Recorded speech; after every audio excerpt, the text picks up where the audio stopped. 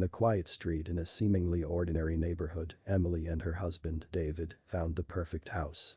It was a charming three-story building, and they were thrilled to start their lives there. However, their excitement waned when they met their neighbor in Brooks' house. Mr. Peterson was a tall, gaunt man with sunken eyes that seemed to penetrate one's soul. His unnerving smile sent shivers down their spines. Emily brushed off her unease, thinking she was being paranoid, but she couldn't shake the feeling that something was off about Mr. Peterson. As weeks turned into months, Emily noticed peculiar behaviors from Mr. Peterson. He seemed to be always watching them, his eyes following their every move. He would stand in the shadows near his door, seemingly waiting for them to leave or return home. Emily's discomfort escalated when she discovered that Mr. Peterson owned no furniture except for a dusty rocking chair in the corner of his dimly lit living room. One day, as Emily returned home from work, she found an envelope slipped under her door. It contained a handwritten letter from an anonymous sender. The words were chilling, warning her to be cautious of their neighbor, Mr. Peterson. The letter spoke of past residents who had mysteriously disappeared and hinted at sinister secrets hidden behind his cold facade. Emily couldn't shake the fear that gnawed at her. She shared her concerns with David, who dismissed them as mere superstitions. But Emily couldn't ignore the strange occurrences any longer. Late at night, she heard eerie whispers outside their door, and sometimes, when she glanced through the peephole, she saw Mr. Peterson's shadowy figure lingering in the hallway. Determined to unravel the mystery, Emily began researching the history of Brooks' house and her enigmatic neighbor. She uncovered unsettling records of previous residents who had vanished without a trace. Rumors circulated of Mr. Peterson's involvement in occult practices, and dark legends surrounded his name. Emily's fear intensified, and she realized they were living next to a true nightmare. One night, Emily couldn't resist her curiosity any longer. She tiptoed outside her house and peered through the keyhole of Mr. Peterson's door.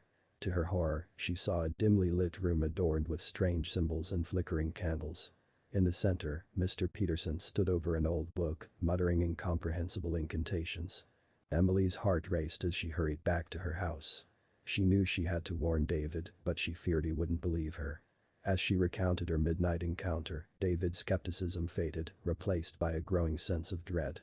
They realized they were entangled in Mr. Peterson's malevolent web of secrets, and escaping unscathed seemed impossible. Determined to protect themselves, Emily and David decided to confront Mr. Peterson. Armed with the anonymous letter, they confronted him in the hallway. His sinister smile widened, confirming their worst fears.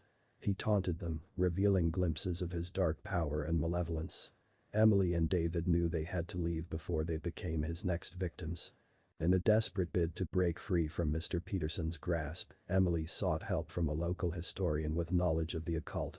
Together, they devised a plan to counter Mr. Peterson's sinister energies. Armed with ancient symbols and talismans, they prepared for a showdown. Under the cover of darkness, Emily and the historian confronted Mr. Peterson in his lair. A fierce battle of wills ensued, with energies clashing and dark forces struggling for dominance. The room trembled, and shadows writhed around them. In a final act of desperation, Emily used the ancient symbols to banish Mr. Peterson's malevolent presence from the house. With the curse broken, Mr. Peterson's sinister hold on Brooks' house shattered. The neighborhood returned to its peaceful existence, and the haunting specter of its former neighbor faded into the annals of history. Emily and David finally found solace, free from the fear that had plagued them. Though Mr. Peterson was gone, Emily and David knew that the scars of that eerie encounter would linger forever. Their creepy neighbor had taught them the true meaning of fear, and they would forever be cautious of the secrets that lurked behind seemingly ordinary facades. Brooks' house remained a place of cautionary tales, a chilling reminder of the sinister forces that could lie hidden behind any door.